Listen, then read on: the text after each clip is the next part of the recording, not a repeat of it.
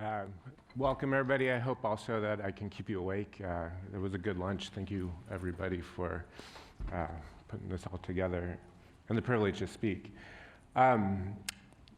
Also, before I really get going, I also want to thank the RedisGraph team. They've been really, really helpful to us as we've taken our journey. And Iftak said, oh, we should consider, or you didn't tell me this particularly, but because we're not like that.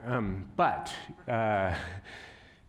we've actually embraced using Redis and Redis modules as our primary data stores in our system.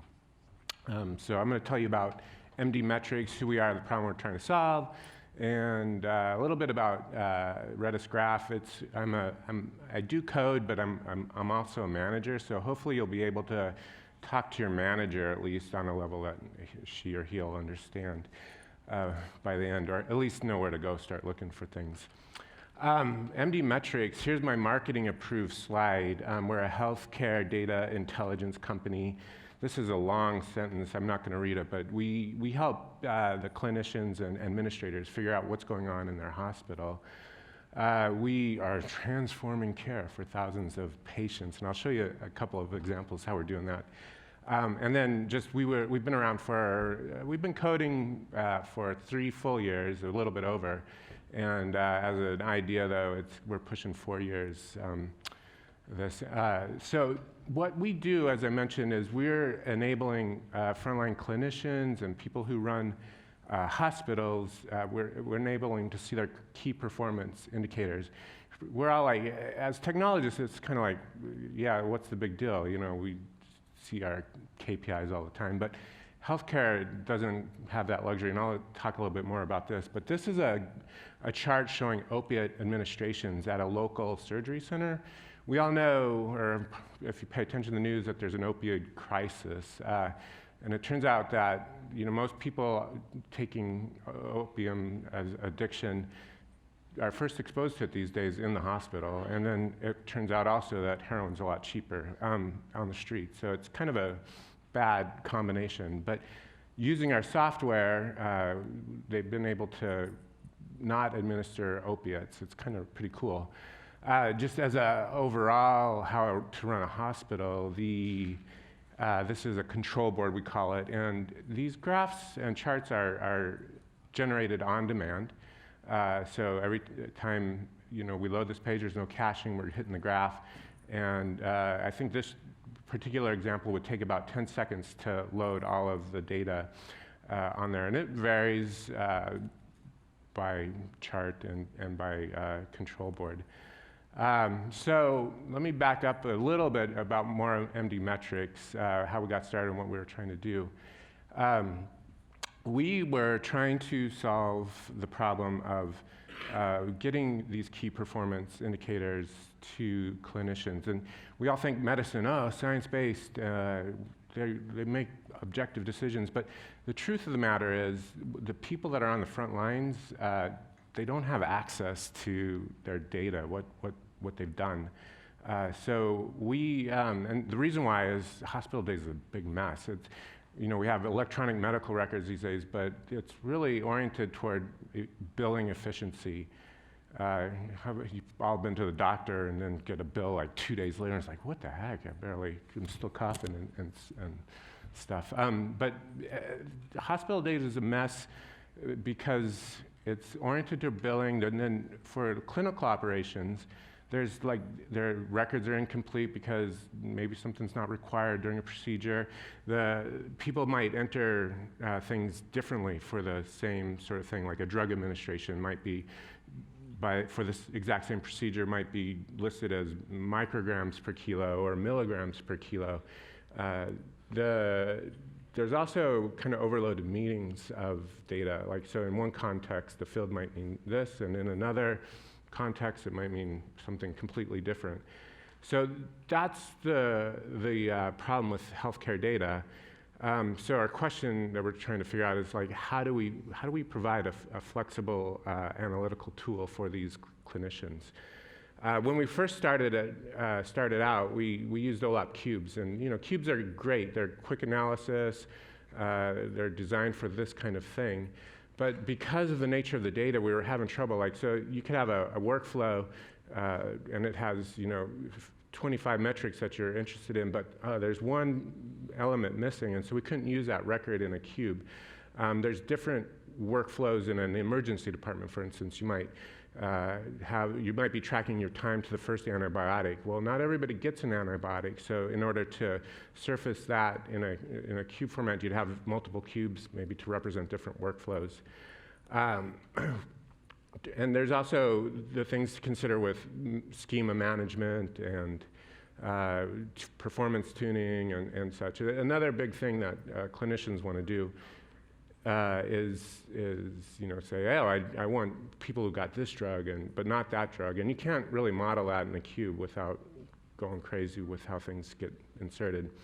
So our solution is RedisGraph. And in the late spring or early summer of 2018, one of my engineers came and said, hey, we've got all these problems. And Redis is doing this thing called RedisGraph database, and I think we should start using it, and we can start moving toward that. And we're already using Redis. We use Redis JSON, and we use the cache. We were using the cache back then, and so I was like, okay, yeah, I didn't know what a graph database was, and so looking it up. This is on the RedisGraph website. Now, as you read through this, there's a lot of words, and I suggest you don't use these words exactly when you go to your boss, because their eyes will glaze over. But I'll explain a little bit more about what all of that means. And this is where, again, pointy hair boss level of, okay, I haven't had math in a long time. What's a graph again? So a graph in general it's a multidimensional object of a collection of vertices and edges. In GraphDB terms, it's a collection of nodes and relationships. The nodes represent the vertices. They are entities, but they're analogous to the vertices, and the relationships are the edges. And I guess it turns out that graph databases are really good at keeping track of all these things and delivering results quickly. So if talk earlier, his slide was great, a lot better than what I am going to present about RedisGraph. But here's a little bit more about what some of these other words mean. The property graph is simply a graph database that you can label the nodes and label the edges. The edges themselves can also have properties associated to them, and that's not a normal thing as I understand it with graph database technologies. It's NoSQL, it's a module on top of Redis, and so you get those kind of flexibility of what your objects look like. It's using a standard language, a cipher query language, and the team has done the Redis team, the RedisGraph team specifically, has done a great job of getting everything caught up and up to speed with all of the functionality of cipher. And it does all the things you hope that a data storage thing would do, aggregations, arithmetic, expressions, sort, etc. So it's really great as a hey, give me some data and do some stuff with it. And easy to work with, right, the tabular data sets. So this is where it kind of gets, for me, a little bit more like, oh, what's really going on here? So an adjacency matrix. So what that means is that all the nodes are represented on rows and columns in a matrix, and where two nodes intersect, that would represent a relationship. Oops, wrong button. Uh-oh. Okay, index-free. It's an index-free adjacency, which this, I think, is another benefit of being a matrix. As I understand it, a lot of graph database technologies are actually living on top of SQL databases. And so to keep track of all of your relationships, they're actually creating an index of those relationships. So when you're asking for nodes, you have to go look them up. With RedisGraph, it's doing calculations on the matrix and just looking for those intersecting points. so that's known as a sparse matrix, and that's basically a matrix where there's more zeros than ones, and so that makes it really quick to convert into linear algebra. So this is again where my brain's like, oh, okay, there's graph BLAST, which is a standard that converts the cipher language into the linear algebra statements, and then that is able to be utilized efficiently with modern CPU architecture. So you might be wondering, how do you think about it, or what do you do to mentally make an image of it? I stole this slide from a previous RedisGraph presentation, I think Peter Caillou, so thank you. He's not here, but he had the slide. So this is just a simple structure, 3 nodes, and you see that, you can see on row 2, representing node 2, there's 2 relationships to 1 and 3, and the 3 has no relationships, and 1 has a relationship to 2. Actually, I guess 3 and 2 are related, sorry about that. This is how our data is, how I think about our data. We see that it's still it's kind of got a snowflake structure, which is, if you know about the cubes, that's the schema structure of a star schema as a structure that we use for cubes. In our case, so our dimensions and facts here, so I'll talk a little bit kind of about the size of our data. It's not huge, so in our biggest data set, we can't commingle bunches of institutions of data because of HIPAA, and they're really guarded with their data for obvious reasons. But so like for our biggest data set, there's about 75,000 facts, which represents 5 years worth of surgical cases.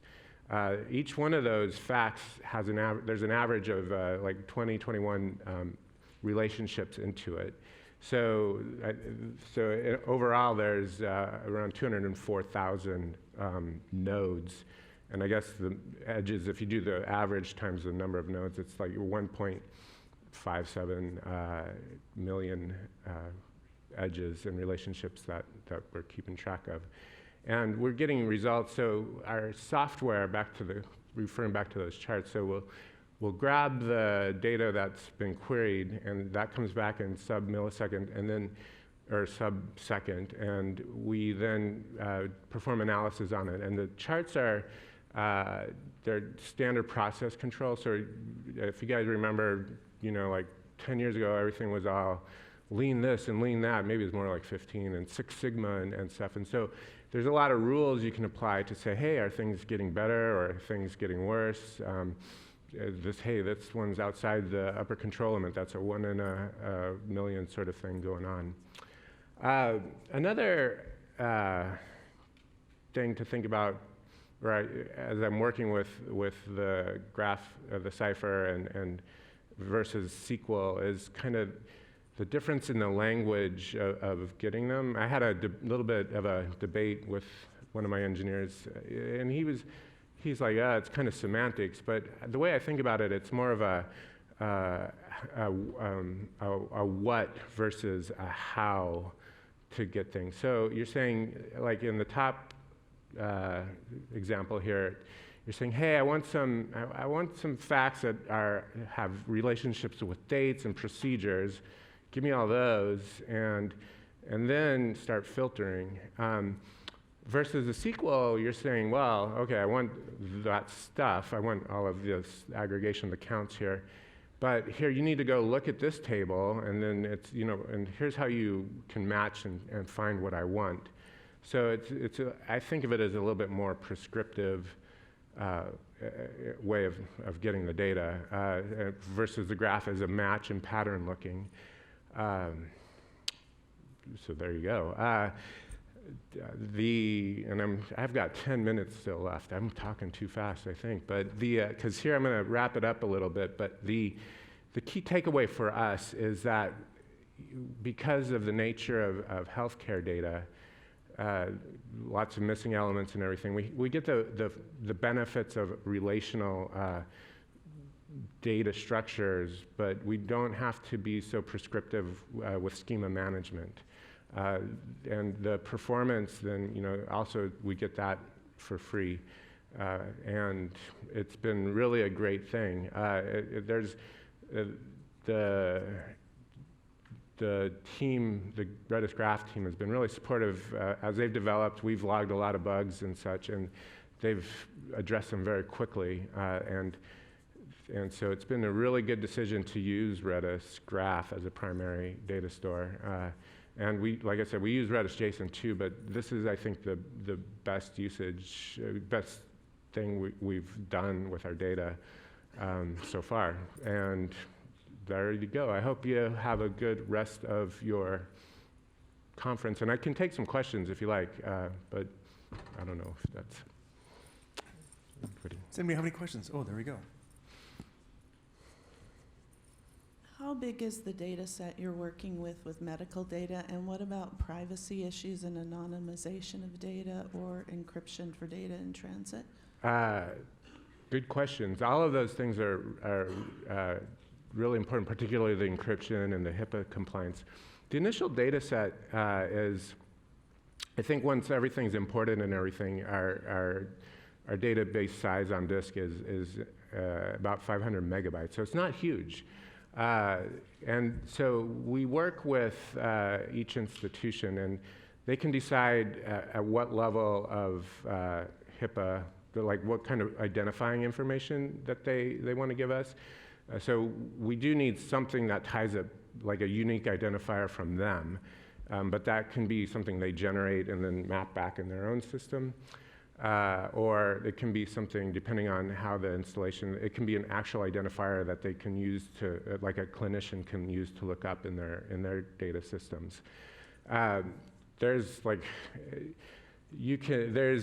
17 different steps to go through to de-identify data and what's regulated by the government, and some of those are kind of ambiguous, and healthcare data people are all like, oh, well, we're the most conservative, for understandable reasons, because like dates, for instance, you should anonymize dates, and what that range is kind of depends on the institution. And the reason you should do that is because maybe there's only 2 liver transplants a year, and if you know exactly what day that it happened, you might be able to guess who that was. Or if you're working with kids, again, they got tonsillectomy on this day. You can identify those things. So our customers so far have been giving us actually pretty specific data. We host everything in AWS, and so they have, I think all of the big cloud providers have HIPAA compliant services. And so we're using all of that, and so everything is encrypted in transit, at rest. In memory, things are open, but I think that's okay.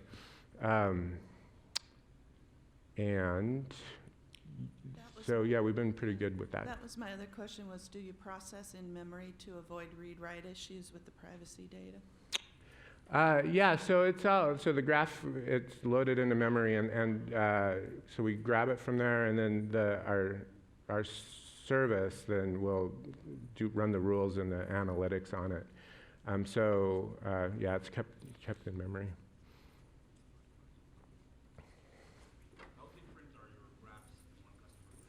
How different are the graphs from one customer to another? So it's kind of an interesting thing.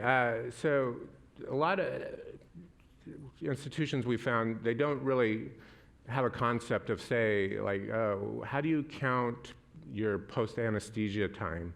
So actually one of the things we've been able to do is define, hey, this is what this means, and this is the calculations you need to make it. So prep times. Anesthesia prep time is from point A to point B in time, and in-room time is this time to this time. And so it actually, being prescriptive to our customers has been helpful, because otherwise, oh my gosh, healthcare, it's great, right? We all love healthcare, but like the pace of change is so slow.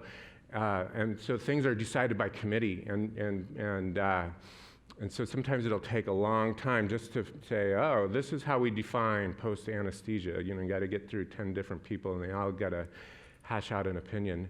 It's also been interesting just with their adoption rate of even in the last 3 years, how willing people are to embrace cloud technologies. And, oh, this cloud thing, maybe it's going to stay around a little bit. It's really interesting working with some of the people. People are in healthcare, especially data analysts and such. They love doing what they do. Maybe they don't always love what they do, but the reason they're doing it is to help people. And that is, so you get these people who are really passionate, but maybe they haven't always, stayed up to date on technology. So there's, just been a lot of kind of interesting things to go on there. Yeah.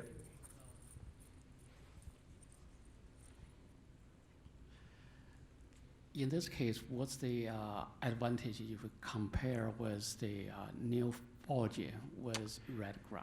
Well, so to be fully transparent, I can't give you all of those comparisons because I've only really been introduced to graph database technology with RedisGraph. I have looked a little bit at Neo4j as far as, oh, it's something else. So I don't know all of the differences. But I do understand that RedisGraph is using the sparse matrix particularly, and by doing so with graph blasts, it makes the lookups and the actual relationship finding just really lightning fast. And I don't know that Neo4j is doing that. Maybe they are, I don't know. But I think RedisGraph is an initial mover in that direction.